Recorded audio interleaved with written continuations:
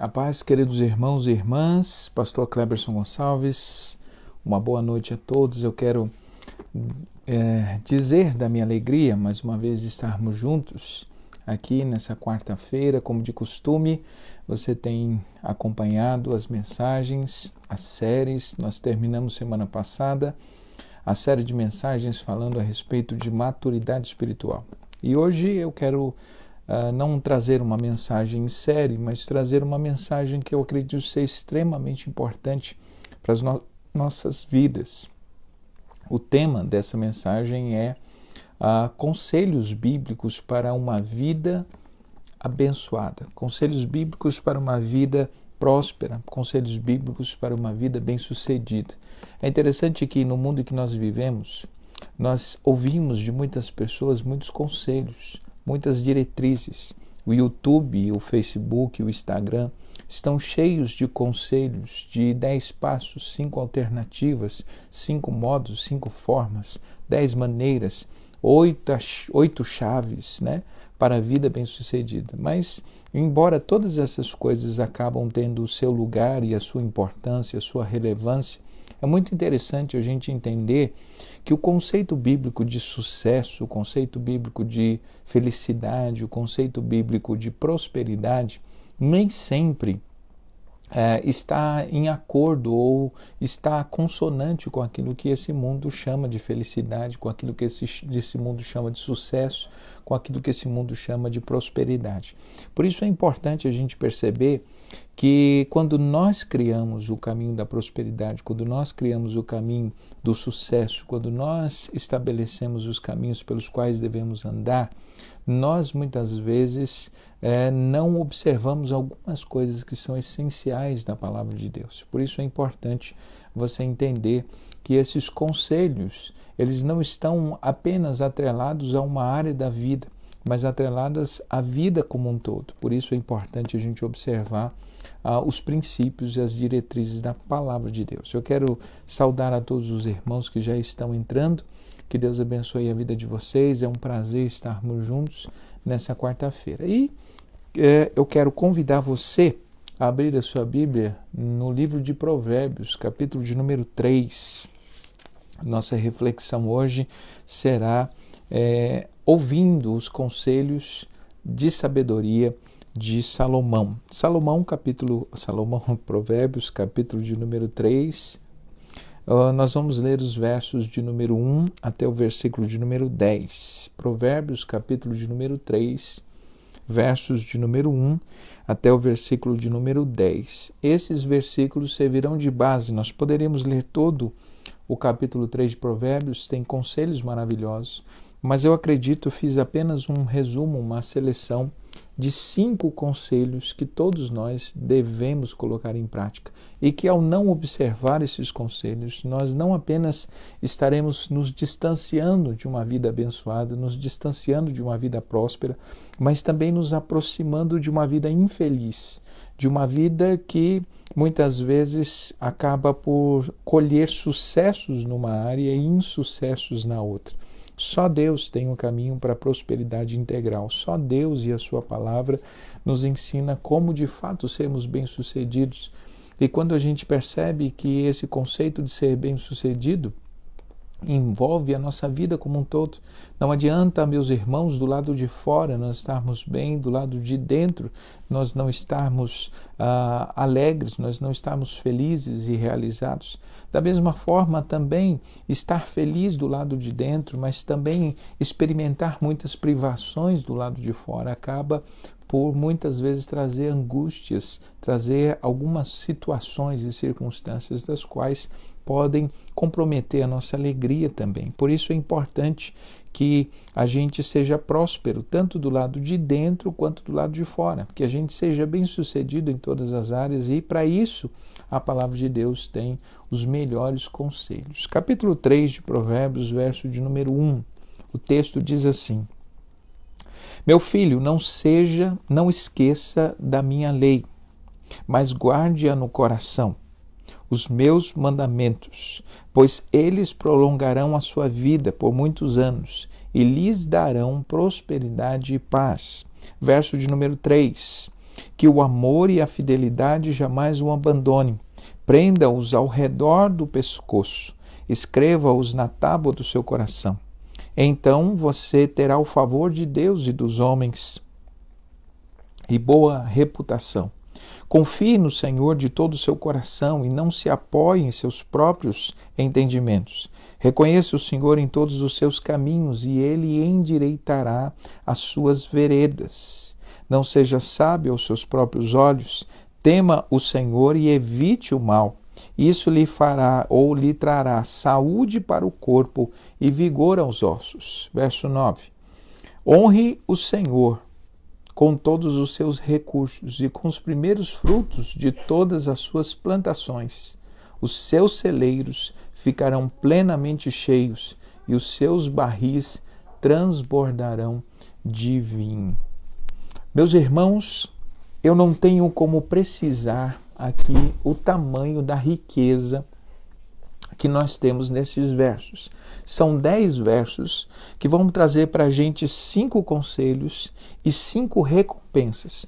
Para cada conselho que nós colocarmos em prática da palavra de Deus, nós temos uma recompensa. E antes de nós entrarmos aqui nos 5 conselhos e as 5 recompensas que são atreladas ao colocar esses conselhos em prática, é bom a gente lembrar que a nossa vida e a vida em geral, ela é regida pela lei da semeadura. Esse princípio é extremamente importante porque muitas pessoas não entendem por que querem um tipo de vida e vivem outro. Porque almejam um determinado resultado e experimentam na sua vida um resultado totalmente oposto. Algumas pessoas, e é claro que a maioria das pessoas, a maioria de nós, deseja ser feliz, deseja ser bem-sucedido nos relacionamentos, na relação com Deus, deseja ser bem-sucedido em termos da saúde espiritual, emocional. Muitas pessoas desejam ser prósperas na área das finanças, na área emocional, na área dos relacionamentos. E apesar de desejar muitas vezes essas coisas, experimentam coisas totalmente diferentes. Algumas pessoas, inclusive, experimentam fracassos em todas essas áreas. Fracassos na área espiritual, fracassos na área emocional, fracassos nos relacionamentos, fracasso nas finanças.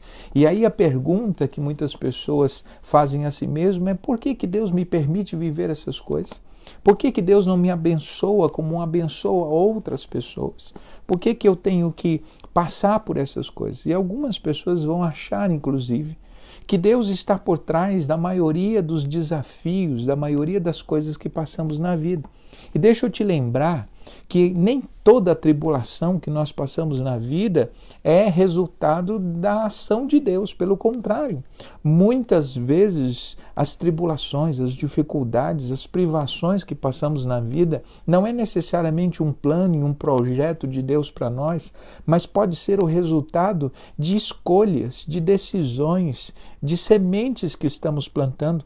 Há muitas pessoas que não estão colhendo um bom casamento e que podem ter a errônea sensação e ideia de que estão passando por isso porque Deus está provando ele no seu casamento. Deixa eu te dizer que a prova que vem de Deus, as circunstâncias que vêm de Deus, elas têm algumas características muito específicas. Primeiro, toda prova que vem de Deus, ela não é resultado de más escolhas nossas.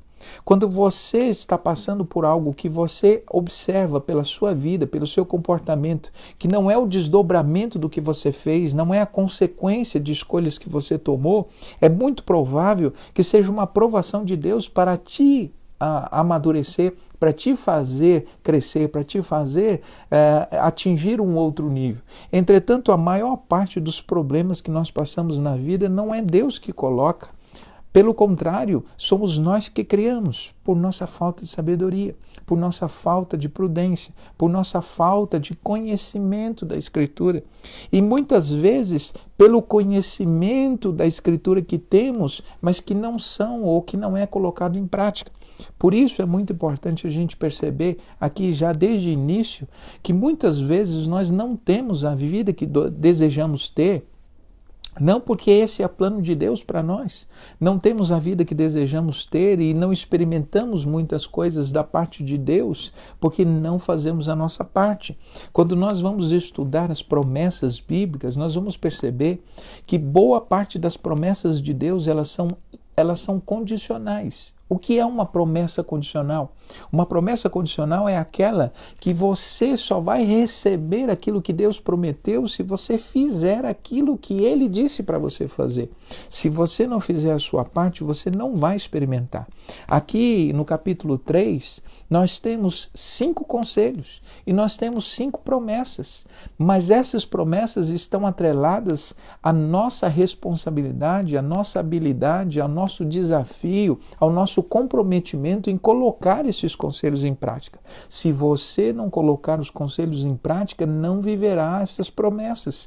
Tem muitas pessoas que, querendo viver as promessas, não as vivem, porque você não vai viver o que você quer viver, mas você vai viver as consequências das suas escolhas, das suas decisões, daquilo que você coloca em prática. Por isso, eu quero destacar aqui 5 conselhos que, na minha ótica, tanto como teólogo, como terapeuta, especializado na área de saúde emocional, na área de relacionamentos, são 5 conselhos que, quando colocados em prática, eles vão fazer uma diferença tremenda na sua vida. Talvez você até possa conhecer alguns desses conselhos, mas a pergunta que eu te faço é: será que você está colocando em prática?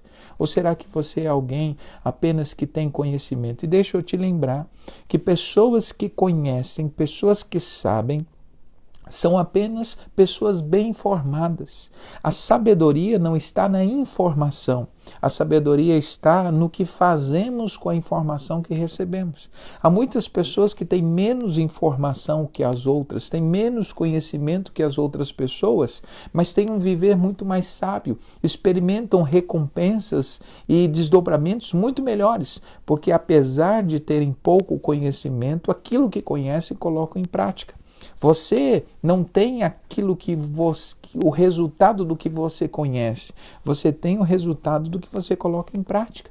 Há muitas pessoas que conhecem muito de Bíblia, mas não colocam em prática.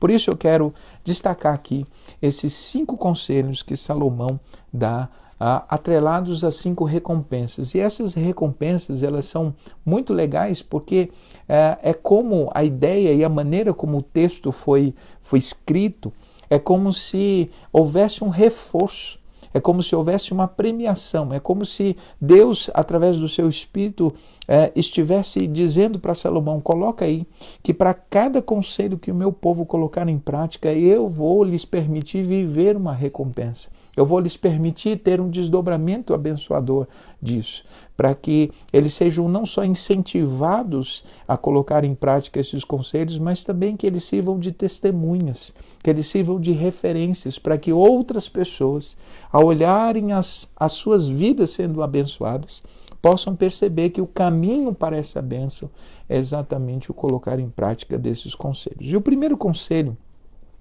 que a gente observa aqui é no verso de número 1, quando Salomão diz o seguinte: meu filho, não se esqueça da minha lei ou da minha palavra, mas guarde-a no teu coração os meus mandamentos. Não esqueça da minha lei, guarde no coração os meus mandamentos. Verso 2, pois prolongarão a sua vida por muitos anos e lhe darão prosperidade e paz. O primeiro conselho da palavra de Deus é: preserve a palavra no seu coração. Preserve a palavra de Deus. E aqui, não se esquecer da palavra de Deus é mais do que simplesmente uma questão de lembrar dos conceitos e dos conselhos, lembrar das informações e dos mandamentos. Aqui a ideia de esquecer da palavra de Deus é deixar de lado.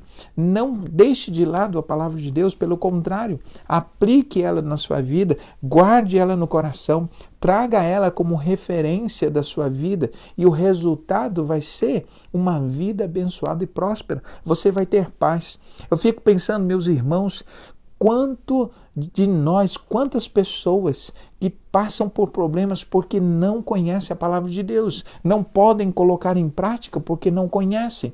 Mas quantas pessoas, tendo o privilégio de conhecer a palavra de Deus, tendo o privilégio de conhecer os mandamentos de Deus, não os colocam em prática.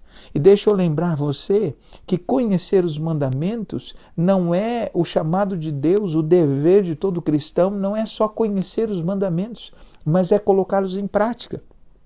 Não é só crer que os mandamentos e a palavra de Deus é abençoadora, porque se você perguntar para qualquer pessoa, principalmente os crentes, se você perguntar para aqueles que vão à igreja, se eles confiam na palavra de Deus, se eles acreditam na palavra de Deus, se eles concordam que essa palavra aqui é a verdade, se eles concordam que isso aqui é a sabedoria de Deus, com certeza a resposta seria claro. É claro que eu concordo que a palavra de Deus tem razão, que a palavra de Deus é o caminho, que a palavra de Deus é luz para o meu caminho, que a palavra de Deus é lâmpada para os meus pés, que a palavra de Deus ela desvia do mal, que a palavra de Deus traz sabedoria. Mas tudo isso, meus irmãos, não é suficiente.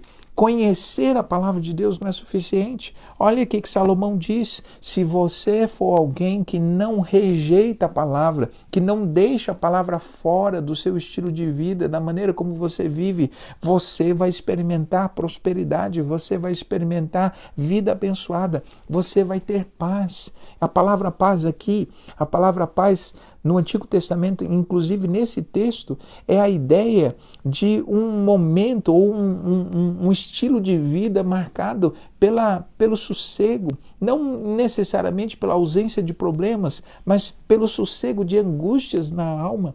Pessoas que guardam a palavra experimentam paz nos relacionamentos, experimentam paz no casamento, experimentam paz na família, experimentam paz nas relações do trabalho. É muito importante esse primeiro conselho. Se eu quero ter uma vida abençoada, não posso me esquecer da palavra de Deus, não posso fazer as coisas da minha maneira, não posso conduzir a minha vida com o que eu acredito ser certo ou errado. Eu preciso da palavra de Deus para que ela me oriente, para que ela me encaminhe, para que ela me diga o que fazer.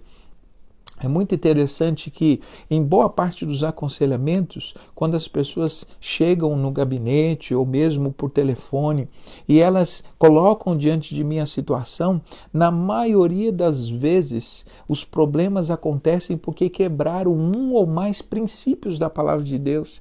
E quebraram por pelo menos duas razões. Uma porque os desconhecem e outra porque, conhecendo-os, não os praticam.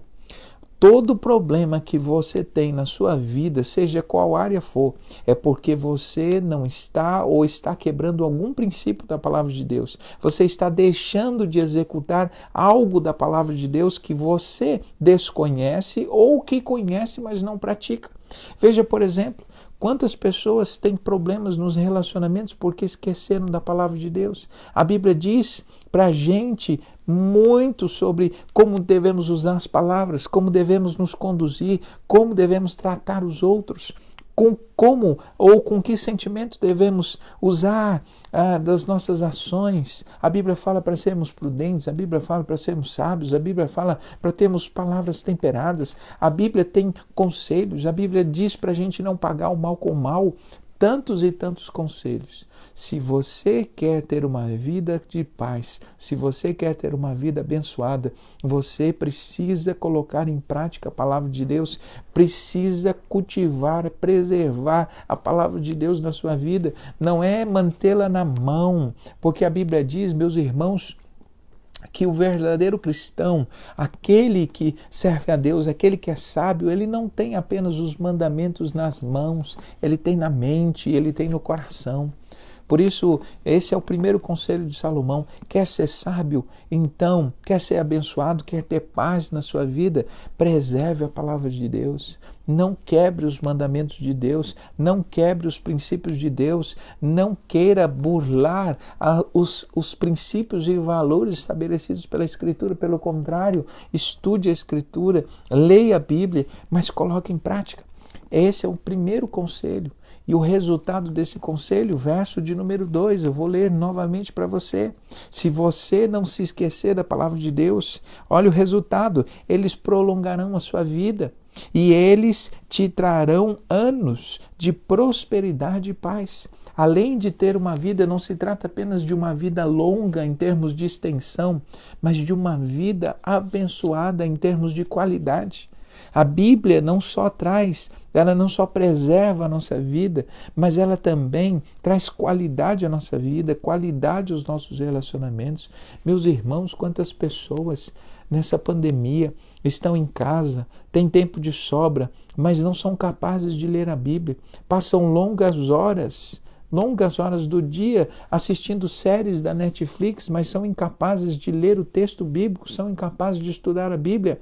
Nenhuma série da Netflix, nenhum jogo de videogame, nada dessas coisas pode te trazer a sabedoria que a palavra de Deus traz. É por isso que muitas pessoas, depois da pandemia, não só vão continuar nas suas vidas medíocres, mas muitos deles vão continuar piores. Muitas pessoas, depois da pandemia, não se tornarão mais sábias, mas se tornarão ainda mais ignorantes, ainda mais tolas, porque estão deixando de aproveitar o seu tempo em estudar a palavra de Deus. Meu irmão, minha irmã que me escuta, não seja você uma dessas pessoas. Dedique-se a estudar a palavra de Deus, dedique-se a aprender. E eu sempre dou o conselho para quem quer começar, pegue o livro de Provérbios. Provérbios tem 31 capítulos. Leia um capítulo por dia. Cada dia, o dia 3, leia Provérbios capítulo 3. Hoje é dia 1º. Hoje é dia 1º de julho, você tem a oportunidade de ler o capítulo 1. Amanhã, 2, lê o capítulo 2, mas eu te recomendo não só a ler o capítulo, anote os ensinos, anote os conselhos, anote as diretrizes. Se você não entender alguma palavra, procure. Algumas pessoas dizem assim, pastor, eu não estou conseguindo entender a Bíblia. Algumas vezes não é a Bíblia que você não está entendendo, às vezes você não está entendendo o português. Você não está entendendo aquela palavra que foi usada, mas você pode procurar na internet, você pode procurar no dicionário. E se você tiver alguma dúvida nesse sentido, se você é minha ovelha, eu estou aqui para tirar suas dúvidas, para te orientar. Mas deixa eu te lembrar, faça da palavra de Deus o norte para a sua vida, tenha ela próxima de você, não só fisicamente, mas tenha na mente, no coração. Isso vai te trazer paz, isso vai te trazer autoridade, isso vai te trazer sabedoria para você poder conduzir a sua vida. O segundo conselho que eu dou, ou que a palavra de Deus nos traz, está no versículo de número 3. Olha só o que diz. Verso 3, Provérbios capítulo 3, verso 3, que o amor e a fidelidade jamais o abandonem, prenda-os ao redor do pescoço, escreva-os na tábua do coração, verso 4, então terá o favor de Deus e dos homens. O segundo conselho é que nós devemos cultivar duas coisas extremamente importantes, o amor e a fidelidade. O amor, meus irmãos, é a marca de todo cristão. Tudo que nós construímos nessa vida que vale a pena, ela é motivada pelo amor. A Bíblia, inclusive, diz que sem amor, nada do que a gente faz tem virtude, nada do que a gente faz tem valor, nem para Deus, nem para as pessoas. Se o que te move a fazer o bem, se o que te move a você fazer as coisas não é o amor, a maioria dos seus relacionamentos não prosperará. O amor é algo que precisamos cultivar. E essa palavra amor que aparece aqui no hebraico não é só o amor no sentido de que nós conhecemos, mas é a benignidade, é a bondade, é o amor manifesto em ações, é o amor que se manifesta nas atitudes. E olha o que Salomão está dizendo: coloque amor nas suas palavras, coloque amor nas suas atitudes, coloque amor nas suas decisões, coloque amor nas escolhas que você faz na vida, coloque amor no seu comportamento, no seu jeito de viver, introduza o amor na sua vida. Aí você terá o favor de Deus e dos homens. Mas ele não diz apenas o amor, ele diz o amor e a fidelidade. O amor é o que nos faz ser agradáveis aos outros e a fidelidade é o que traz a confiança. Muitas pessoas quebram o princípio da fidelidade. Fidelidade para com Deus, fidelidade para com as promessas que você fez, fidelidade em cumprir os seus compromissos. Quantas pessoas dizem e não praticam? Quantas pessoas fazem promessas e não as cumprem? Quantas pessoas acabam por não honrar as alianças que fizeram com seus cônjuges, a não honrar a aliança que fez com Deus, não honrar os compromissos que estabeleceu com as pessoas que estão à sua volta? Se você quer ser alguém que quer ter o favor de Deus e dos homens nessa vida, ter o respeito, ter uma boa reputação, seja alguém que coloque amor nas suas palavras, coloque amor nas suas atitudes e seja alguém confiável, seja alguém fiel àquilo que você diz. Se você se compromete a fazer algo, faça. Se você se compromete a pagar, pague. Se você se compromete a assumir um compromisso com alguém, honre esse compromisso. Você fazendo isso, você terá o favor dos homens, mas você também terá o favor de Deus. Você terá o favor de Deus, aliás, e terá o favor dos homens. Essa é a consequência. Muitas pessoas falham no amor e falham na fidelidade. E isso acaba gerando uma série de problemas na sua vida, no seu relacionamento com Deus, no seu relacionamento com as pessoas. Portanto, se você quer ter uma vida bem-sucedida, além de preservar a palavra de Deus no seu coração, cultive o amor, cultive a fidelidade. Essas duas palavras são chaves para relacionamentos abençoadores, são chaves para uma conduta, para uma vida honesta, uma vida que honra a Deus. Se você viver com amor, se você viver com fidelidade, você vai ter o favor das pessoas, você vai ter o favor de Deus. E olha, meus irmãos, o favor é a bênção de Deus sobre nossa vida. Deus não honra pessoas que não amam. Se você não ama, se você não demonstra amor nas suas palavras, você está distante de Deus. Porque a Bíblia diz lá em 1 João capítulo 4, versículo 9, que se nós, versículo 8 e 9, que nós precisamos lembrar que Deus é amor e quem não ama não conhece a Deus. Quem não ama nunca o viu nem o conheceu. Se você é alguém que diz que ama a Deus, mas não existe amor nas suas palavras, não existe amor nas suas atitudes, não existe amor no seu estilo de vida, as pessoas não te descrevem como uma pessoa amorosa, não te descrevem como uma pessoa amável nos relacionamentos, como uma pessoa bondosa, no sentido de ser amável com os outros. Se você não tem essa marca, você ainda precisa muitas vezes se converter. Porque a Bíblia diz que o amor é a marca do cristão. Olha o que Jesus disse para os seus discípulos: meus queridos, nisto conhecerão que sois meus discípulos, se vos amardes uns aos outros. O amor é nosso cartão de identidade, o amor é a marca do cristão, o amor nas palavras, o amor nas atitudes, o amor no comportamento.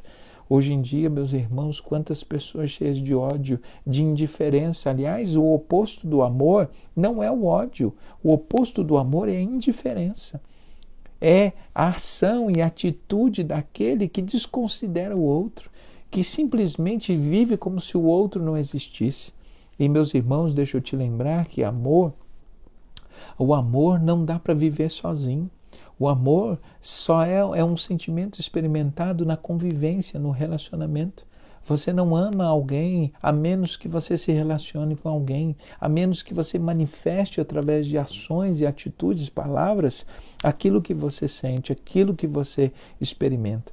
Por isso eu quero te lembrar, traga na sua vida, o texto diz, amarre no seu pescoço, amor e fidelidade.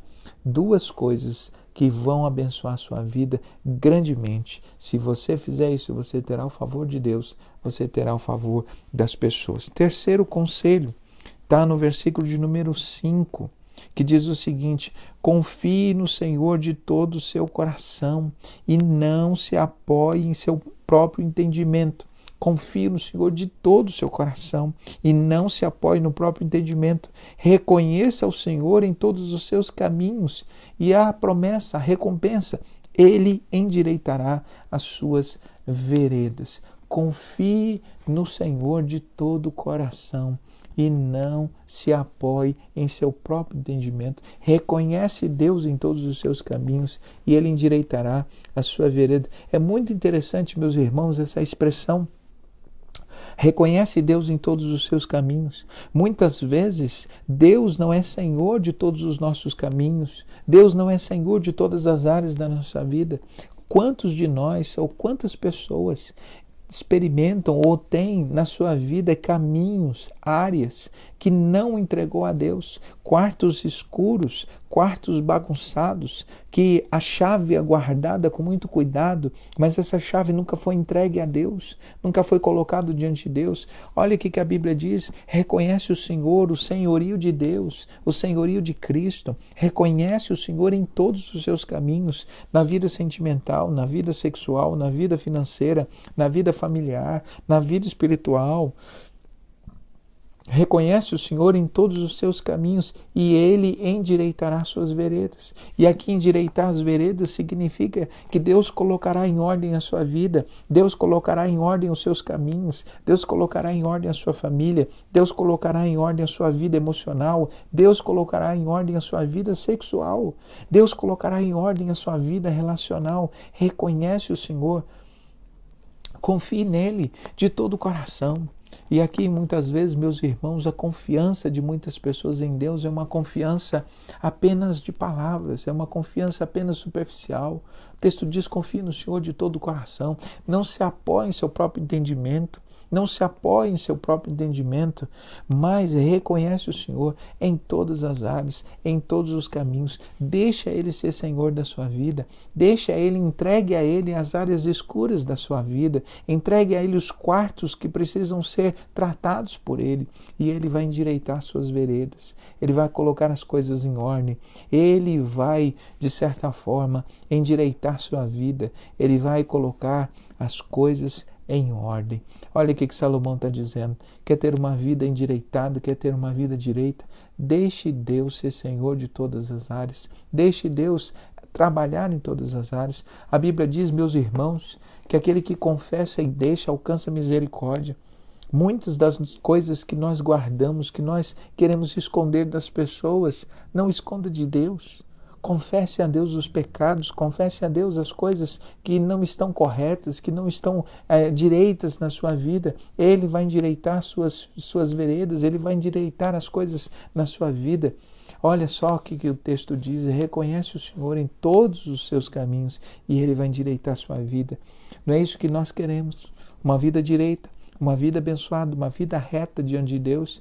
E algumas pessoas dizem assim: mas o que eu ganho com uma vida reta, o que eu ganho com uma vida direita? Deixa eu te lembrar de Provérbios, Salmo 84, que um dos versículos, se não me engano, o versículo 5 diz que quando nós estamos andando de maneira correta, estamos andando de maneira íntegra diante de Deus, nós não teremos nenhum bem do Senhor negado. Olha o que diz o texto: não negará bem algum aos que andam corretamente, aos que andam de maneira reta. Nós experimentaremos o favor de Deus, nós experimentaremos a bênção de Deus.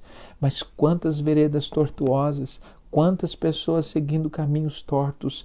Deixa Deus endireitar a sua vida, deixa Deus endireitar os seus caminhos, reconhece Ele nos seus caminhos, reconhece que existe um Senhor, reconhece a sua palavra, reconhece o senhorio de Deus. Ele vai colocar em ordem as coisas que não estão em ordem na sua vida. Portanto, o terceiro conselho é: confie apenas no Senhor e não tente viver por si mesmo, e a recompensa Ele endireitará as suas veredas. O quarto conselho, penúltimo conselho, verso de número 7. Não seja sábio aos seus próprios olhos, tema o Senhor e evite o mal. Verso 8, a recompensa. E isso lhe dará saúde ao corpo e vigor aos ossos. Não seja sábio aos próprios olhos. Esse é o quarto conselho. Não seja sábio aos seus próprios olhos. Sabe o que isso significa? Que muitas vezes nós avaliamos a nossa sabedoria com os nossos próprios critérios. Não seja sábio aos seus próprios olhos. Não seja alguém que se apoie, se endireite apenas no que você acha que é. Eu encontro muitas pessoas, e você com certeza encontra também, muitas pessoas que são sábias aos seus próprios olhos. O que significa, pastor, essa expressão ser sábio aos seus próprios olhos?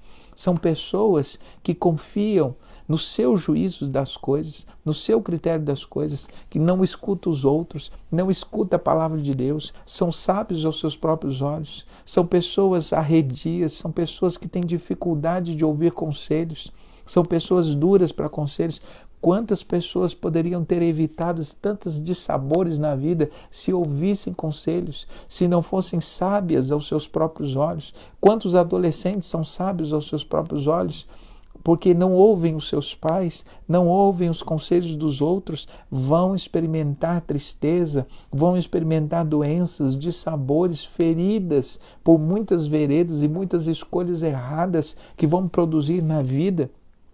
É importante para que você possa entender isso, para que você possa estar vivenciando essas coisas. Você tem que deixar de ser sábio aos seus próprios olhos e evitar o que é mal.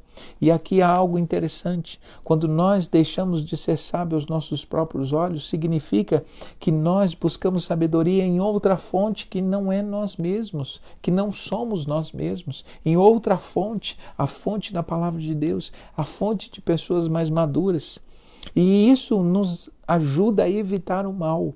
E o mal aqui, meus irmãos, não é o que nós achamos que seja mal.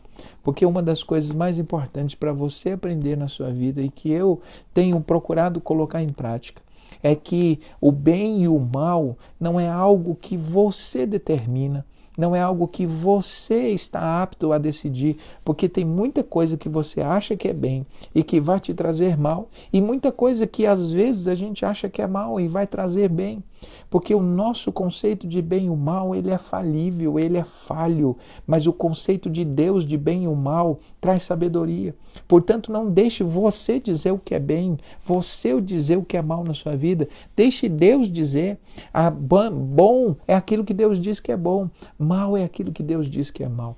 Deixa eu te lembrar que no livro de Gênesis, lá no capítulo 3, quando nós temos a tentação e a queda de Adão e Eva, nós temos um princípio muito interessante. A serpente disse para Adão e Eva da seguinte forma, olha o que a serpente disse: Deus sabe que no dia que você comer dessa árvore, você vai ser como ele, sabedor do bem e do mal. Olha que interessante. Algumas pessoas dizem assim, olha o que aconteceu. Depois que o homem comeu da árvore da vida, ele então se tornou alguém que sabe o bem e o mal. Deixa eu te dizer, o homem também sabia o que era bem e o mal antes de comer do fruto proibido. Mas a diferença entre um estágio, o primeiro estágio e o segundo estágio, é que antes o homem sabia que o bem é o que Deus dizia que era bom e o mal era o que Deus dizia que era mal. Mas a partir do momento em que o homem comeu, cedeu à tentação, qual era o sentido da tentação do diabo, da tentação da serpente? Não deixe Deus determinar o que é bom, não deixe Deus determinar o que é mal, seja você o árbitro da sua vida, seja você o regente da sua vida, seja você aquele que age como juiz, seja você a ter o direito, o poder de escolher o que é bom e ruim. A partir do momento que o homem então passou a ter o direito de definir para si o que é bom e ruim, olha quanta coisa está acontecendo. A maioria das pessoas fazem as coisas por julgar que são boas, mas elas trazem uma série de problemas. Por quê? Porque a Bíblia diz, meus irmãos, que só Deus pode nos dizer o que é bom, o que é justo, o que é amável, o que é digno de ser seguido. Porque nós, com a queda, nós perdemos a sabedoria, nós perdemos a conexão com Deus e isso nos fez como GPS sem sinal.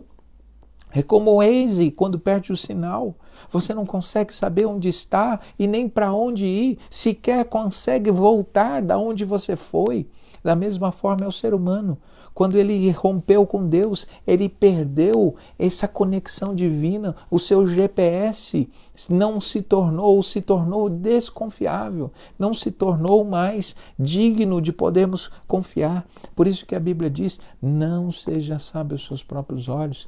Pare de ser tolo, pare de acreditar que tudo que você pensa, que tudo que você fala, que tudo que você acha que é de verdade, que você é o dono da razão. Deixe Deus te orientar, deixe a palavra de Deus confrontar seus pensamentos. Muitas vezes as pessoas chegam tão cheias de razão, mas essas razões estão descortinadas, estão desconexas da palavra de Deus. Você não vai longe, meu filho, vivendo dessa maneira, quebrando os princípios, sendo sábio aos seus próprios olhos. Tenha a sabedoria de Deus. Paulo vai dizer, não é bom, não é bem-aventurado o homem que a si mesmo se louva, que a si mesmo se elogia, que a si mesmo se credencia, mas aquele a quem o Senhor credencia. Por isso, não seja sábio ao seu próprio mal, aos seus próprios olhos. Evite o mal através da sabedoria de Deus, através da sabedoria dos conselhos que lhe são dados. Não seja tolo, meu filho. Não seja tolo, minha filha. Vocês vão experimentar muitas coisas tristes se seguirem os seus próprios corações, se seguirem sua própria sabedoria, se achar que você é dono da razão, quando na verdade a Bíblia diz não seja assim. E olha que quem falou isso não foi um homem comum, quem falou isso foi Salomão. Salomão poderia dizer, ou poderia ser um dos únicos homens a dizer, eu tenho sabedoria, então eu vou ser sábio, eu vou fazer as coisas do meu jeito. Mas olha o conselho do homem mais sábio que já pisou nessa terra, depois de Jesus. Olha o conselho dele, não seja sábio aos seus próprios olhos. Evite o mal, para que você tenha saúde. Para que você tenha saúde, muitas pessoas doentes, porque não obedecem a esse conselho. E por último, o último conselho que está no versículo 9 e 10, que eu te convido a relembrar aqui comigo, o verso 9 e 10 diz assim, honre o Senhor com todos os seus recursos e com os primeiros frutos de todas as suas plantações. E os seus celeiros, olha a recompensa, os seus celeiros ficarão plenamente cheios e seus barris transbordarão de vinho. Honre o Senhor. O último conselho, o quinto conselho é honre o Senhor na sua vida. Honre o Senhor. Existe um texto no Antigo Testamento, um verso, que é um verso muito interessante, que é 1 Samuel capítulo 2, versículo 30. O texto diz que Deus se compromete a honrar aqueles que o honram, mas aqueles que os desprezam, esses experimentarão desprezo. Deus honra aqueles que o honram, mas aqueles que desprezam a Deus também vão experimentar a colheita do seu desprezo. Deixa eu te lembrar, meus irmãos, que só existe uma maneira de honrar a Deus. É colocando Deus em primeiro lugar na nossa vida. Você não honra a Deus deixando Ele em segundo, terceiro, quarto plano. Você não honra a Deus dando a Ele o tempo que sobra. Você não honra a Deus dando a Ele as migalhas dos seus recursos. Você não honra a Deus dando a Ele as migalhas do seu tempo. Você não honra a Deus dando a Ele as migalhas da tua energia. Você honra a Deus dando as primícias. Você honra a Deus vivendo, colocando Ele em primeiro lugar na sua vida. Você honra a Deus quando você acorda de manhã e a primeira coisa que você faz é falar com Deus. Você honra a Deus quando você recebe o seu salário e a primeira coisa que você se lembra de fazer é devolver uma parte para abençoar a obra do Senhor. Você honra a Deus quando você se lembra dos seus mandamentos e antes da sua vontade, das suas inclinações, você se compromete a colocar em prática a sua palavra, ainda que o seu desejo seja contrário, ainda que o seu desejo aponte numa outra direção. Você honra a Deus quando você coloca em prática a palavra de Deus. Você honra a Deus quando você busca em primeiro lugar. Olha o que Jesus ensinou: busque em primeiro lugar o reino de Deus e a sua justiça, e as demais coisas serão acrescentadas. Qual é o resultado de quem honra a Deus? É saúde em todos os níveis, é prosperidade. O texto diz que nós seremos prósperos. Os celeiros serão abundantes. Os celeiros serão abundantes. Deixa eu te lembrar uma coisa. A área em que você honra a Deus é a área que Deus vai honrar você. Se você desonra a Deus na sua família, você não será honrado na sua família, porque a recompensa da honra é a honra. Se você honra a Deus nas suas finanças, se você é honesto, se você é generoso, se você é abençoador, Deus vai te abençoar. Deus vai te recompensar. Se você desonra a Deus nas suas finanças, é mesquinho, é infiel, é alguém que não mede esforços para ser ganancioso, usa todos os seus recursos para si mesmo, não é capaz de pensar no outro, não é capaz de abençoar ninguém, não é capaz sequer de abençoar a outras pessoas com seus recursos. Você é alguém que vive só em função de si mesmo. Se você é desse tipo, você não honra a Deus nas suas finanças, e porque não honra a Deus nas finanças, não vai ser honrado por Deus nessa área. Deixa eu te lembrar que o Deus a quem honramos na área das finanças é o dono do ouro e da prata, é o Senhor de todas as coisas. Quando você honra a Deus, Deus vai te honrar nessa área. Honra a Deus na tua sexualidade, Deus vai honrar você na sua sexualidade. Muitas vezes você é escravo dos seus desejos, você é escravo das suas inclinações. Honra a Deus na sua sexualidade e Deus vai te permitir ser pleno, ser realizado e abençoado nessa área. Honra a Deus na sua família, no seu casamento, e Deus vai honrar você com um casamento abençoado. Honra a Deus nos seus compromissos, e Deus vai abençoar para que você prospere no seu trabalho. Honra a Deus na dedicação dos seus estudos. Seja diligente, seja uma pessoa excelente naquilo que faz, e Deus vai honrar você. Veja que a recompensa da honra é a honra. E o texto diz: honre o Senhor, honra a Deus. Quantas pessoas desonrando a Deus com seus testemunhos. Quantas pessoas desonrando a Deus com as suas palavras. Nesse tempo de pandemia, as redes sociais estão repletas de pessoas que conhecem a Deus e que o estão desonrando com as suas atitudes, desonrando com as suas palavras, desonrando com o seu mau testemunho. Deixa eu te lembrar que a recompensa da desonra é desonra. E a Bíblia diz que eu honro, o Senhor falando, 1 Samuel 2,30, eu honro aqueles que me honram, mas aqueles que me desprezam experimentarão desprezo. Quantas pessoas desonrando a Deus na sua vida, colocando Deus para fora, colocando a Deus em segundo, terceiro, quarto plano. Algumas pessoas sequer lembrando de Deus. Deixa eu te lembrar, deixa eu te avisar. A Bíblia diz que quem faz isso, que quem despreza o Senhor, receberá como recompensa do desprezo o desprezo. Mas quem honra o Senhor, honra a Deus, ainda que seja mais difícil, ainda que seja uma luta, ainda que o caminho da honra seja o mais estreito, seja o mais desafiador, é o mais recompensador, porque a Bíblia diz que aquele que honrar a Deus, esse vai ser próspero. E prosperidade bíblica, meus irmãos, é muito além do que a gente está acostumado. A prosperidade bíblica não é apenas ter mais dinheiro, não é apenas ter mais recurso. A prosperidade bíblica é se sentir, é ter contentamento com aquilo que você tem. Não é ter mais, é você estar completo, se sentir bem com aquilo que você tem. Olha o que a Bíblia diz no Salmo 23, verso 1. O Senhor é o meu pastor, nada me faltará. Na versão mais próxima da língua original é: se o Senhor é o meu pastor, de nada tenho falta. De nada tenho falta. Por quê? Porque a prosperidade de Deus não é você ter muito, é você se sentir realizado com o que você tem. Isso é a recompensa dos que amam a Deus. Você vai se sentir honrado quando você tiver o seu salário, quando você tiver a sua família florescendo, quando você vê o seu trabalho prosperando. Honra a Deus no seu trabalho e você vai ver seu trabalho prosperar. Honra a Deus nas suas finanças e você vai ver as suas finanças prosperar. Honra a Deus na sua sexualidade e você vai experimentar uma sexualidade saudável e abençoadora. Honra a Deus no seu casamento e você vai experimentar um casamento abençoado.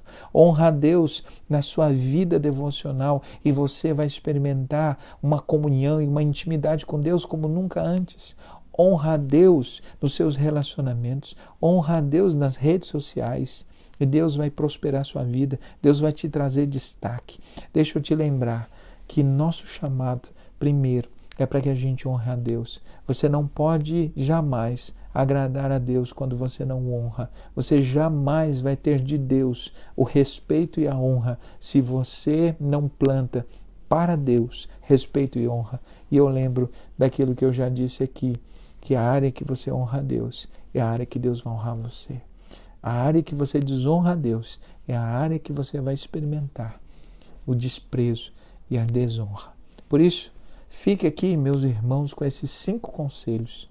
5 conselhos abençoadores. Primeiro conselho, preserve a palavra de Deus na sua vida. Qual é a recompensa? Vida abençoada e próspera. 2, cultive amor e fidelidade. Qual é a recompensa? O favor de Deus e dos homens. 3, confie de todo o coração no Senhor e não em si mesmo. Qual é a recompensa? Ele endireitará as nossas veredas. 4 conselho, não seja sábio aos seus próprios olhos. Desvie-se do mal. E qual é o resultado? Você terá saúde em todos os sentidos. Verso de número 9, o último conselho, honre o Senhor e a recompensa, você será próspero. E deixa eu te lembrar aqui para a gente concluir, que o poder de um conselho não está em conhecê-lo, o poder de um conselho está em colocá-lo em prática. Não adianta nada você ter esses 5 conselhos e você não os colocar em prática. Não adianta nada ler o livro de Provérbios se você não colocar esses conhecimentos em prática. A Bíblia diz que bem-aventurado não é aquele que ouve, mas é aquele que pratica. Não é aquele que apenas ouve, mas é aquele que pratica a palavra de Deus. Bem-aventurados são os que ouvem e praticam as palavras deste livro. E deixa eu te lembrar, se você quer ter sabedoria, se você quer ter uma vida abençoada, não siga os seus próprios caminhos. Plante as sementes das atitudes alinhadas com a palavra de Deus e você vai experimentar e vai viver as promessas da palavra de Deus. Se você fizer a sua parte, Deus certamente vai fazer aquilo que Ele prometeu.